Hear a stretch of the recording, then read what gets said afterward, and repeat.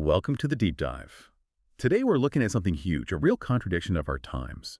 On one hand, you've got the massive, almost unbelievable scale of global conflict, the suffering, and on the other, the international systems designed to stop it seem, well, often paralyzed, frustratingly so. So our mission today is to really dig into a concept called the Global Peace Alliance, or GPA. Now this idea is pretty radical, some find it controversial, but maybe increasingly necessary. It's basically a proposal for a single supranational military force. The idea is it could cut through all the political deadlock we see and actually enforce peace globally. We've synthesized research looking at why this might be needed, how the current systems are failing, and importantly, if history gives us any clues that something this ambitious could even work. Absolutely. And before we even talk solutions, we have to ground this in the problem itself, the sheer human cost. I mean, think about the 20th century alone. We're talking over 187 million deaths from war. It's mind-boggling. Well, what's really shifted in modern conflict is who bears the brunt. UNICEF data, for instance, suggests that civilian deaths now routinely make up somewhere between 60 and, astonishingly, 90% of total casualties in conflicts today. 60 to 90%, that's staggering. It changes the whole picture. It really does. It's not just a diplomatic failure anymore. It's a profound moral and logistical crisis. And you see it playing out in specific crises right now. The numbers are just devastating. Take the conflict in the DRC. Since the late 90s, over 6 million deaths. That makes it one of the deadliest conflicts anywhere since World War II. 6 million. Yeah. Then there's Yemen, an estimated 377,000 deaths. But the sources highlight that many of those aren't direct combat deaths. They're the indirect results: lack of food, no clean water, collapsed healthcare, all because the conflict destroyed the basic infrastructure. And that human tragedy has a direct economic parallel. There's this huge imbalance in how we as a global community spend our resources. We seem to be funding destruction, not prevention or peace. Look at global military spending. It hit a record high in 2022. How high are we talking? $2.24 trillion. Trillion with a T. Wow, okay. Now, compare that to what the world spends on actual peacekeeping operations. You know, the UN missions meant to stabilize things, prevent violence from flaring up again. The research indicates we spend roughly 12 times more on military budgets than on peacekeeping. 12 times. So the default mode really is reaction, isn't it? Wait for the crisis, then maybe try to manage it rather than prevent it. Precisely. And the cost of just one major conflict shows how skewed this is. The Iraq War, for example, cost the U.S. alone something like $2.2 trillion. Imagine reallocating even a fraction of that towards proactive peace enforcement. Or consider Ukraine. The World Bank estimates post-war reconstruction will cost around $411 billion. This cycle of conflict, destruction, and then rebuilding it creates enormous debt, human suffering. It just seems vastly more expensive in the long run than investing in a system designed to actually prevent these things from escalating. Which comes back to the system itself. It sounds like it's fundamentally reactive, kind of fragmented. That's exactly it. We wait for a full-blown catastrophe, then maybe send in peacekeepers. But often these missions are underfunded, they lack a strong mandate, they don't have the military capability to really make a difference. They're set up to fail almost. In many cases, yes. They manage disasters rather than preventing them. And that's the core argument for something like the GPA, a unified, proactive model, because the current one just isn't built for prevention. Okay, so the cost of doing nothing, or doing too little too late, is clearly immense. Human cost, economic cost. But why? Why is the international community seemingly so bad at stopping the bloodshed? Beyond just, say, funding issues. Let's get into that. The structural problems. Right. And the biggest structural problem really starts at the very top, the UN Security Council. The fundamental issue there is the veto power held by the 5 permanent members, the P5. China, France, Russia, UK, US. Exactly. Now, the intention might have been to ensure the big powers were always on board, but in practice, it's become the main reason for gridlock. Any one of those 5 can block any resolution. So if a conflict involves one of them, or even an ally of one of them, then action gets blocked, regardless of the humanitarian need. Precisely. Geopolitical interests consistently trump global stability or human rights concerns. We've seen this happen again and again, haven't we? Absolutely. Think about the Syrian civil war. Russia and China used their veto repeatedly to block resolutions aimed at intervention or accountability. And Russia, obviously, vetoed resolutions condemning its own actions in Ukraine, both back in 2014 and again in 2022. That single power, unchecked, basically means the entire institution can be sidelined the moment a major power's interests are at stake. But hang on. That raises a critical question about the GPA idea itself. If the UN is paralyzed by P5 power politics, how does a GPA avoid just becoming another tool for powerful nations, maybe the ones who contribute the most troops or funding? How do you guarantee it acts neutrally? That is the million-dollar question, or perhaps the trillion-dollar question, given the budgets involved. The proposal tries to address this by having the GPA operate under a specific supranational authority, independent of the veto. But it's not just the political structure that's outdated. The UN framework is also struggling with how war is fought now. You mean it's not just state versus state anymore? Right. It's far more complex. We're dealing with things like hybrid warfare. Okay, what does that actually mean in practice? It means blending conventional military tactics tanks, soldiers with things like cyber attacks, disinformation campaigns, economic pressure. Look at Russia's actions in Ukraine again. Cyber attacks targeting critical infrastructure like power grids or communication networks happening alongside the physical invasion. And the traditional UN peacekeeping model just isn't equipped for that.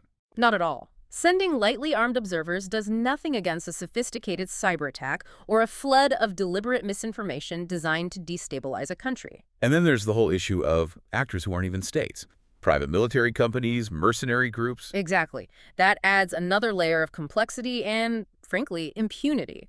Groups like the Wagner Group are a prime example.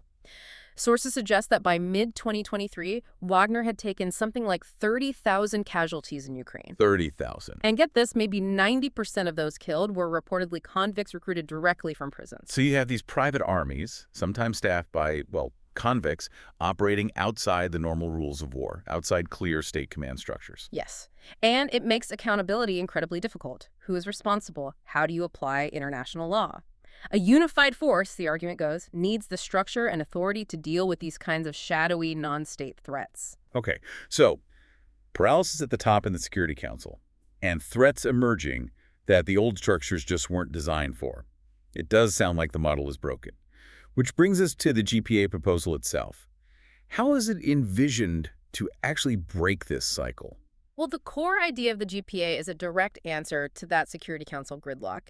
It's envisioned as a permanent, unified military force, still under the UN umbrella technically, but, and this is crucial with its own command structure, independent of the P5 veto. So decisions to intervene wouldn't need P5 approval. That's the goal. Yeah. It shifts the whole concept from just observing conflicts, which is often what UN peacekeepers end up doing, to actually having the mandate and the means to enforce peace. Okay, well, let's get practical. How would it actually work? Funding, for instance, if it relies on voluntary contributions, won't powerful nations just pull funding if they dislike a mission? A very valid concern. The sources we looked at suggest that to avoid this, the GPA's funding would need to be mandatory, perhaps tied to a nation's GDP, assessed proportionally. Like regular UN dues, but specifically for this force, and non-negotiable. Something like that.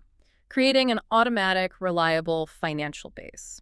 And crucially, the decision-making process for when to intervene would need to be taken out of the purely political arena.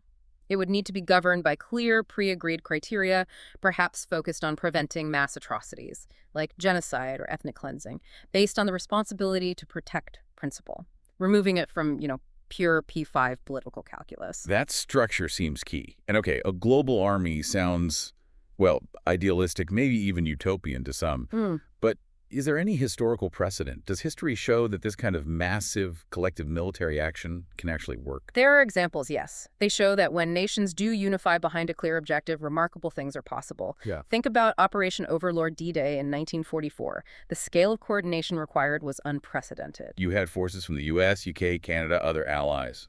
Exactly. 156,000 troops hitting the beaches on day one, supported by 7,000 ships, 11,000 aircraft. Multiple nations pooling resources, intelligence, command structures for one single massive strategic goal. Its success demonstrates that unified command and action can work on a huge scale. Okay, that's World War II. Anything more recent? Sure. Look at the first Gulf War coalition in 1990-91. You had 35 nations joining forces under a UN mandate to liberate Kuwait after Iraq's invasion. 35, that's quite a coalition. It was. And it included countries from North America, Europe, the Middle East, Asia, all contributing troops, equipment, or funding. They achieved their primary objective relatively quickly, demonstrating the power of pooled resources and a clear, unified mission under UN authorization. So collective action can succeed, But what about within the UN system itself? Are there examples where peacekeeping worked because it was given more power? Yes, and that contrast is important. When UN missions have been given robust mandates and the resources to match, they've had significant successes. Take UNAMSIL in Sierra Leone. That mission ran from 1999 to 2005. What did they achieve? They successfully disarmed over 75,000 combatants. That paved the way for stability democratic elections. It worked largely because it had a strong mandate and sufficient troop strength to actually enforce the peace accords. Okay, that's one. Any others? Another key example is Intait in East Timor around the same period, 1999 to 2002. East Timor was facing massive violence and instability after its vote for independence. The UN mission there was given essentially temporary governing power. Full executive It's authority. a full executive, legislative, and judicial authority. It wasn't just observing, it was stabilizing the country, rebuilding institutions from the ground up. And it succeeded in transitioning East Timor to stable independence. So the lesson there seems to be effectiveness depends heavily on the authority you grant the force. Absolutely. If you give a global force the right structure, reliable funding, and crucially, the comprehensive authority to actually enforce peace and rebuild, the evidence suggests it can be highly effective. Weak mandates lead to weak results. Okay, but now we hit the really big wall, right? The politics of it. Why would powerful nations ever agree to cede that kind of military autonomy to a supranational body? That feels like the core obstacle. It absolutely is. Political resistance, rooted in concerns about national sovereignty, is the single biggest hurdle. Powerful nations are deeply reluctant to give up control over their own military forces, or to potentially allow a global body to intervene in situations where their own strategic interests might be affected, or even compromised. That boils down to that fundamental tension. Yes, the entire GPA concept forces us to confront two core principles that often seem contradictory. Which are? On one hand, you have the legal principle of national sovereignty, the idea that a state has exclusive control within its own borders, deeply enshrined in international law. On the other hand, you have the emerging ethical norm of the responsibility to protect, or R2P. That's the idea that the international community has a duty to intervene if a state fails to protect its own people from mass atrocities. Exactly. War crimes, ethnic cleansing, genocide. R2P says sovereignty isn't absolute when a government is perpetrating or allowing those horrors. So, for a GPA to be accepted, it would need an incredibly robust, transparent, and legally sound framework. It must guarantee impartiality. It must ensure accountability for its own actions. It absolutely cannot be perceived as just a tool for powerful nations to intervene wherever they like under the guise of R2P. That balance is critical and incredibly difficult to achieve. And the argument for trying to achieve it has to be framed as more than just idealism, right? The sources seem to paint inaction as a moral failing. They do, they're quite clear. The failure of the world to act decisively in places like Syria or Yemen or other catastrophic conflicts, it's presented not just as a political failure, but as a profound moral failure, almost a form of complicity through inaction. Yet, despite the political hurdles at the top, is there any sense that the public actually wants something stronger? Interestingly, yes. The research suggests there's significant public appetite for more effective global action. One poll across 14 countries found that 74% of people believe the UN should actually play a more active role in resolving conflicts. 74%, that's substantial. It is. It suggests the disconnect isn't necessarily with global public opinion, but with the political will of leaders in powerful nations who are reluctant to cede any measure of control. So what does this all mean? Where does this leave us? Well, I think the synthesis of the research points to this. The current system, crippled by the veto, struggling with modern threats like hybrid warfare and non-state actors, is demonstrably failing. The cost is unacceptable. The Global Peace Alliance idea, radical as it may sound, is put forward as necessary precisely because it tries to shift the paradigm. It aims to move international intervention away from decisions based on political convenience, acting only when it suits the P5, towards action driven by moral necessity and a clear mandate for enforcement. Proactive, not just reactive. It really demands a fundamental rethinking of what collective security means in the 21st century. It does.